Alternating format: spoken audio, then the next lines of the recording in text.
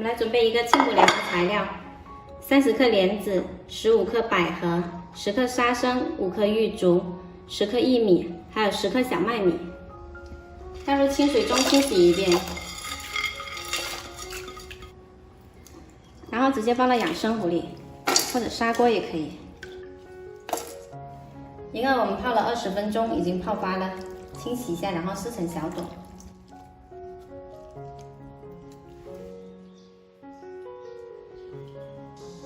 再加入适量清水，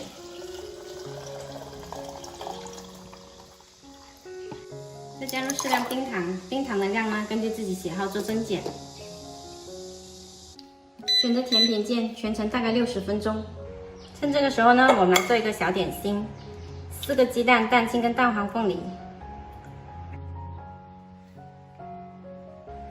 加入120克牛奶，还有20克玉米油，把它们搅打均匀。再加入150克糯米粉，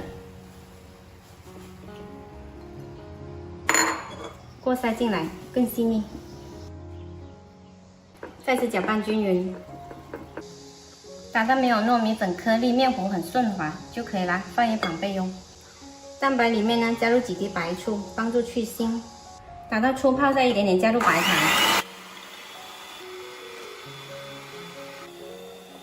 好啦，打发了就可以。然后把蛋白霜跟蛋黄糊混合在一起。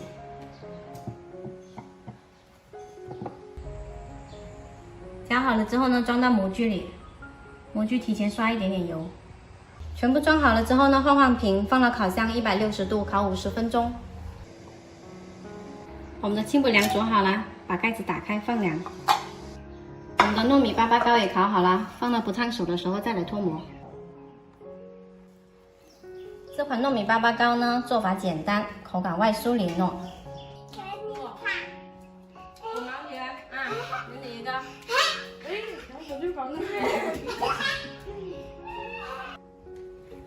放凉了之后呢，放到保鲜盒里面，冰镇饮才会更好喝。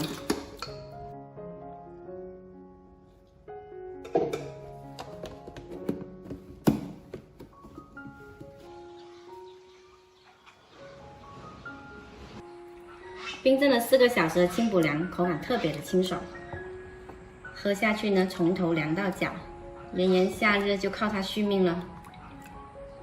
喜欢的朋友可以试一下哦。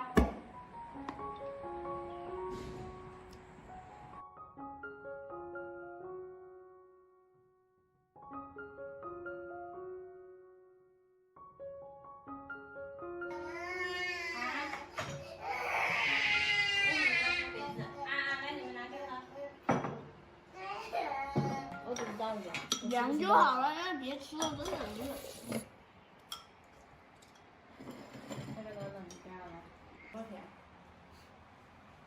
我放了2小碗糖了哦。